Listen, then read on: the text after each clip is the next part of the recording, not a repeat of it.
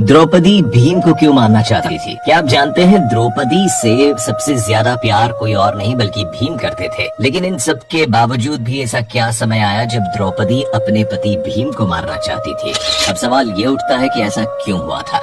एक समय की बात है जब अर्जुन को ये पता चल गया है कि पांचाली कोई आम स्त्री नहीं बल्कि माता काली का स्वरूप थी और खप्पर भरने के लिए उसका जन्म हुआ था। इस बात की जानकारी मिलते ही अर्जुन द्रौपदी की सेवा में लग गए। आपको बता दें, पांचों पांडवों ने फैसला किया था कि एक बार में एक ही पांडव के साथ द्रौपदी समय व्यतीत करेगी और जो भी पांडव उसके साथ भ्रमण करेगा वो कक्ष के बाहर अपने खड़ाऊ उतार देगा ताकि दूसरे भाइयों को पता रहे कि अंदर कोई न कोई है। एक दिन की बात है, भीम ने ध्यान नहीं दिया और वो कक्ष के अंदर चले गए। जब वो कुटिया के अंदर गए तो उन्होंने देखा कि अर्जुन पांचाली के पैर दबा रहे थे। ये दृश्य देखकर भीम का क्रोध 7वें आसमान पर पहुंच गया। उन्होंने आप देखा न था और अर्जुन के ऊपर अपनी गदा से प्रहार कर दिया। लेकिन द्रौपदी ये सब देखकर खड़ी हो गई और भीम को रोकने की कोशिश की। फिर जब इस बात को लेकर शोर मचा तब इसे सुनकर धर्मराज युधिष्ठिर उपस्थित हो गए और उन्होंने भीम से कहा कि अनुज, तुम हमेशा किसी न किसी बात पर विवाद करते हो। क्या कारण है तुम्हारे क्रोध का जो तुम अपने ही छोटे अनुज को मारना चाहते हो? जिसके बाद भीम गुस्से से और आग बबूला हो गए और अर्जुन को न छोड़ने की कसम खा ली। उन्होंने कहा कि भैया आप सामने से हट जाइए, मैंने इसे देखा था, ये पांचाली के पैर दबा रहा था। ये एक नारी के पैर दबा रहा था जो कि इसकी पत्नी है। इस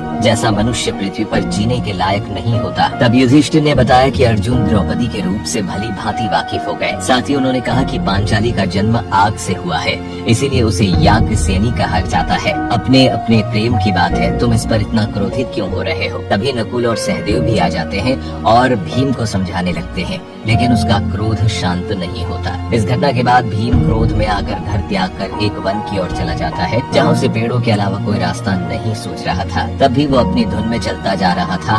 चलते चलते रात का समय हो गया। तब भीम के मन में ख्याल आया कि अब यहीं पर विश्राम करना चाहिए क्योंकि ये घना जंगल है। जिसके बाद जंगल में एक बड़े से वट वृक्ष के ऊपर वो चढ़ जाता है और उसके कोटर में आराम करने लगता है। रात्रि के समय 12 बजे उस सघन वृक्ष के पास एक विशाल मैदान में एक व्यक्ति आया और घास में पानी का छिड़काव करने लगा। तभी भीम की आंख खुलती है और वो ऊपर से ये नजारा देखने लगता है। धीरे धीरे करके वो वहाँ पर एक सभा का आयोजन किया गया जहाँ पर सभी देवी देवता भी आते, जिसमें महादेव शंकर जी, ब्रह्मा जी, देवराजेंद्र के साथ कई भगवान शामिल होते हैं। बता दें कि उस सभा के एक सिंहासन पर भगवान श्री कृष्ण भी विराजमान थे। ये पूरा नजारा भीम पेड़ के ऊपर से देख रहे थे।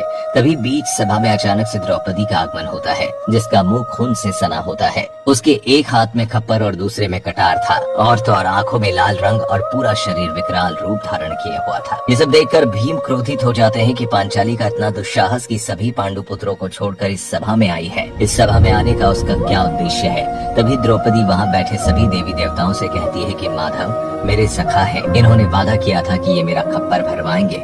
मैं ये कहना चाहती हूँ, मेरा आधा खप्पर अकेले भीम के रक्त से और आधा कुरुवंश के पूरे रक्त से भरना चाहिए। वहीं जब भीम ने द्रौपदी की ये बात सुनी तो वो दंग रह गए और वो सोचने लगे कि यही कारण था जो अर्जुन द्रौपदी के पैर दबाता था। भीम ये सारा दृश्य देख रहा था और तब श्री कृष्ण पांचाली से कहते हैं कि सखी थोड़ा धैर्य रखो, कुछ समय बाद भूमि पर महायुद्ध यानी महाभारत होगा और तो और उसी युद्ध में तुम्हारा खप्पर भी भरेगा। प्रभु की ये बात सुनकर भीम हिल जाते हैं और तब तक रात का समय और सभा खत्म हो जाती है। सभा खत्म होने के बाद सभी देवी देवता अपने लोक में चले जाते हैं। अब भीम उस वृक्ष से नीचे उतरता है और सोचता है कि द्रौपदी कोई साधारण स्त्री नहीं है। उसका विकराल रूप देखकर मैं डर गया और ये आधा खप्पर मेरे ही रक्त से भरना चाहती है। सबसे पहले तो ये मेरी मृत्यु चाहती है। ये सब सोचते हुए भीम हस्तिनापुर वापस लौट आता है। रास्ते में वो ये सोचते हैं कि जैसे ही मैं महल पहुंचूंगा तो केशव से पूछूंगा कि मैंने जो भी देखा क्या वो सब सत्य है। तब भगवान उससे पूछते हैं कि भीम तुमने क्या देखा था? जिसके बाद वो सभा की सारी बातें माधव को बताते हैं। जिसके बाद भीम को श्री कृष्ण बताते हैं कि पांचाली महाकाली का रूप है, उसका जन्म खप्पर भरने के लिए ही हुआ है। प्रभु की बात सुनकर भीम